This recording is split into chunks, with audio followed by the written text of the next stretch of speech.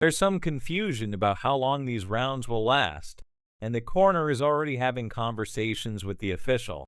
As round two begins, there's discussion in the corner, possibly about shots behind the head. At the end of the day, this is a dream come true for John Gotti 3. Imagine standing in the ring, facing your idol, Floyd Mayweather. How many people can say they've sparred with their idol?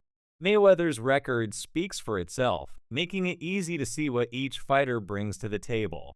Starting with Mayweather, there's no need for introductions.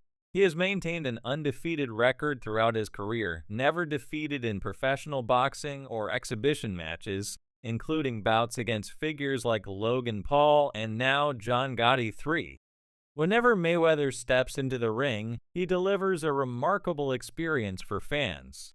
It's always great to fight where there's a lot of energy from the crowd. Though his exhibition fights may not carry the intensity of his professional bouts, his superior skills are more than enough to captivate and entertain. We know Mayweather's approach, precision, defense, and tactical mastery. On the other hand, John Gotti 3 sports a 5-1 record with wins over fighters like Johnny Adams and Alex Cry in his professional boxing career. His sole defeat came at the hands of Nick Alley. While Gotti has demonstrated strong skills in his bouts, taking on Mayweather presents a new level of challenge. Mayweather, or TBE, the best ever, is a top-tier fighter, and defeating him is a monumental test for Gotti. The question remains whether Gotti can rise to the occasion and overcome Mayweather. However, if we're predicting the outcome, most boxing fans would place their bets on Mayweather without hesitation. His unparalleled skill and undefeated record make him the overwhelming favorite in this matchup. Ahead of their scrap, Mayweather made some surprising comments regarding Mexico. Given all that's happened during the build-up, Mayweather has essentially crafted a second career out of these exhibition fights since retiring in 2017. He's taken part in 7 boxing events since hanging up his professional gloves, ironically remaining more active than some current fighters and champions in the sport. However, this weekend's opponent may be the most meaningful of all his post-professional dance partners, particularly after what transpired the last time they stepped into the ring together. Mayweather dominated the early exchanges in their previous encounter, but the bout was waved off by the referee due to excessive trash-talking from both parties. The melee that followed made headlines as the teams of both men clashed in the ring, creating one of the most viral moments in boxing in 2023.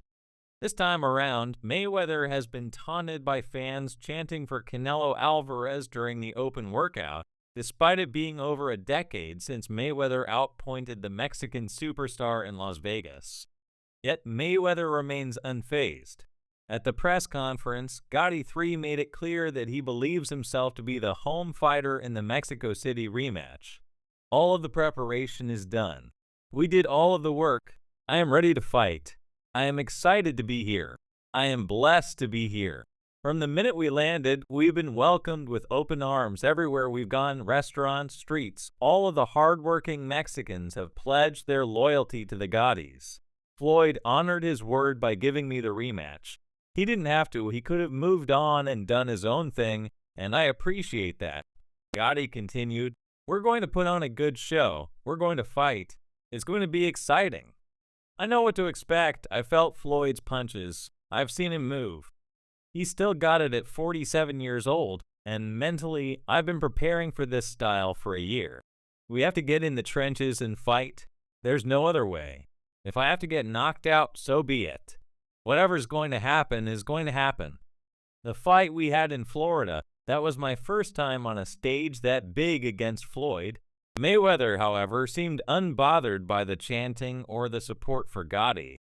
Instead, he paid respects to the proud boxing history of Mexico, as well as to Jose Sulaiman, the former president of the WBC who passed away in 2014.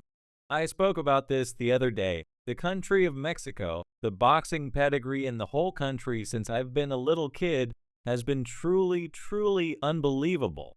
So many legendary champions, so many legendary fighters, and the WBC is by far the best boxing organization in the world.